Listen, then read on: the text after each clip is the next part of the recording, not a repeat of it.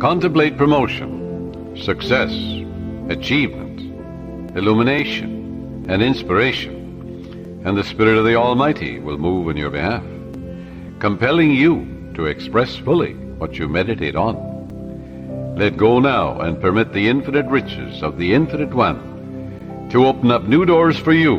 Let wonders happen in your life. In prayer therapy, avoid struggle and strain. Don't try and force things. How could you add power to omnipotence? Can you make a seed grow? You can't. Plant it in the ground. It will grow. The oak is in the acorn. The apple is in the apple seed. The archetype or pattern is there, but you must deposit it in the soil where it dies, undergoes dissolution, bequeaths its energy to another form of itself. Spiritual-minded man, he looks at an acorn, he sees a forest, Yes, that's the way your subconscious works. It magnifies your good exceedingly. So avoid strain, since this attitude is indicative of your unbelief. If you're worrying and fearful and anxious, well, that inhibits your good. That brings about blocks and delays and impediments in your life. What does fear do? That which I greatly feared has come upon me. Reverse it. That which I greatly love comes into my experience. Love is emotional attachment. In your subconscious is all the wisdom and power necessary to solve any problem. Your conscious mind is prone to look at external conditions and tends continually to struggle and to resist. Remember, however, it is the quiet mind that gets things done. Quiet your body periodically.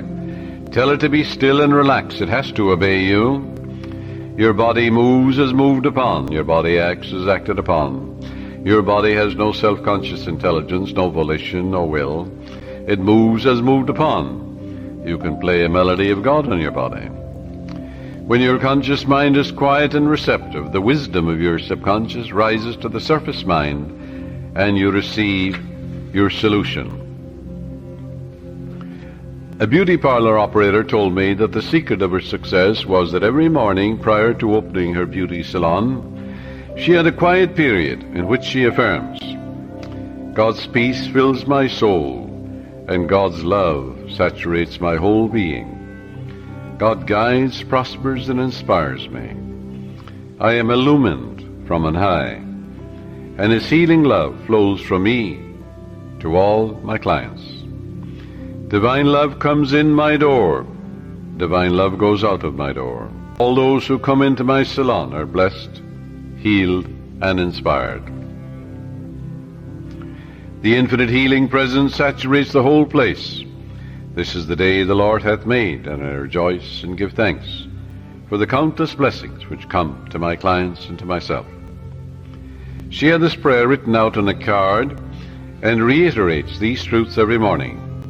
At night she gives thanks for all her clients, claiming that they are guided, prospered, happy, and harmonious, and that God and His love flow through each one, filling up all the empty vessels in her life. She stated to me that following this prayer technique pattern, at the end of 3 months she had far more clients than she could handle, had to hire 3 additional operators. She had discovered the riches of effective prayer and is prospering beyond her fondest dreams. The sales manager told me that he had been fired because of excessive drinking on the job and because of being involved with one of the secretaries in the office. He was very distressed, dejected, and worried about his wife, his income, and his future. In talking with his wife later, I discovered that she was a chronic nagger and had tried unsuccessfully to dominate and control her husband. She was abnormally jealous and very possessive, and she clocked him in every evening, creating a scene if he were not home at a certain hour. He was emotionally and spiritually immature and did not handle the matter at all constructively. He deeply resented her nagging and her clocking of his arrival at home, and retaliated by drinking and becoming involved with another woman. He said to me, I just wanted to get even with her. Both of them agreed. It takes two, to make a go of marriage. It takes two to prosper. If a husband and wife will agree in prosperity and success, agreement means harmony, they will prosper. They'll have all the money they need to do what they want to do when they want to do it. And when you have all the wealth you need to do what you want to do when you want to do it, you're as rich as Croesus. Both of them agreed to start a prayer process night and morning, realizing that as they prayed for each other, there could not possibly be any bitterness, hostility, or resentment, as divine love casts out everything unlike itself. And it does. She prayed night and morning as follows: my husband is God's man. God is guiding him to his true place. What he is seeking him. Divine love fills his soul. Divine peace fills his mind and heart. He is prospered in all his ways, spiritually, mentally, financially, socially, every way. By day and by night he's advancing, moving forward and growing, spiritually, mentally, financially, socially, intellectually, in all ways, for life itself is growth. There are harmony, peace, love, and understanding between us. It is divine right action and divine peace operating in our lives. And he prayed for his wife night and morning as follows: my wife is God's child. She's the daughter of the infinite, a child of eternity. Divine love fills her soul, and it is written, he careth for her. Divine love, peace, harmony, and joy flow through her at all times. She's divinely guided and prospered in all her ways. For to prosper is to grow along all lines. There are harmony, peace, love, and understanding between us. I salute the divinity in her, and she salutes the divinity in me.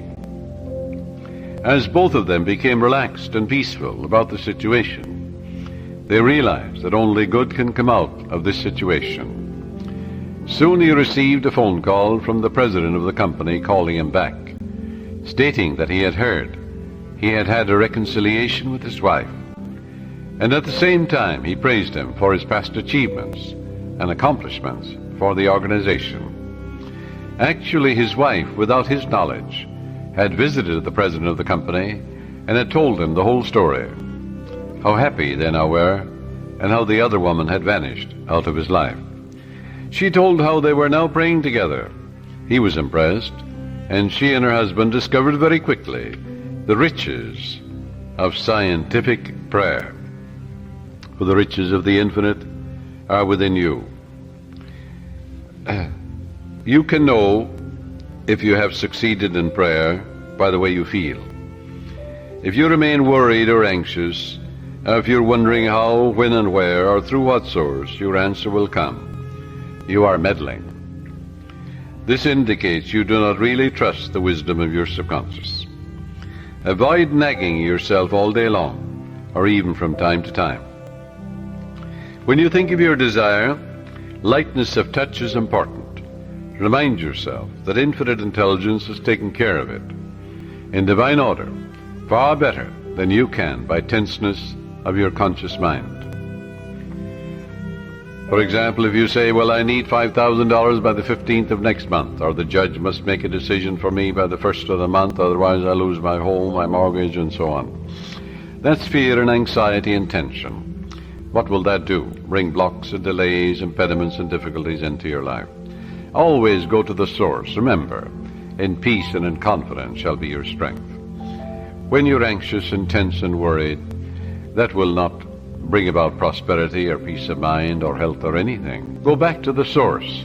Come to a place of absolute rest in your mind and say to yourself, reiterate these truths. It is done unto me as I believe. Go thy way as thou hast believed, so be it done unto thee. All things be ready if the mind be so, which means all I have to do is ready my mind to receive the benediction, the guidance, the wealth, the answer, the solution, the way out. According to my faith is it done unto me. Go thy way, thy faith hath made thee whole. Go in peace, thy faith hath made thee whole. And all things are ready if the mind be so. The light of God shines in me. The peace of the everlasting God fills my soul. And quietness and confidence shall be my strength. God gave me richly all things to enjoy. With God all things are possible. Reiterate these simple truths. Say, the Lord is my shepherd, I shall not want. He maketh me to lie down in green pastures. He leadeth me beside the still waters. He restoreth my soul. When I call upon him and he answers me, he'll be with me in trouble. He'll set me on high because he hath known my name. God is my instant everlasting supply, and ever-present help in time of trouble. Reiterate these truths. Read a psalm like the 23rd and 91st Psalm, and go over these psalms quietly, peacefully, and lovingly. You'll get to a point of rest and peace in your mind, and you realize that God is never late, that God is your instant and everlasting supply, guiding and directing you, revealing to you everything you need to know, opening up the door for you, revealing to you the solution, and God's riches are circulating in your life, and there's always a surplus. Then, when you act that attitude of mind, the way will open up, the dawn will appear, and the shadows will flee away. But you won't get an answer by worry and fear and tension and anxiety. This will only attract more lack, more difficulties. So reverse it. Go back to the source. Reiterate the truths you know. Dwell upon the truths of God, such as God is absolute peace, absolute harmony, boundless wisdom, infinite intelligence, the ever-living one, the all-wise one, the all-knowing one, the self-renewing one, knows all and sees all, the source of all blessings. That will quiet your mind. That will give you peace. And when the mind at peace always gets the answer, for in quietness and in confidence shall be your strength. And God knows only the answer. So learn to let go and relax.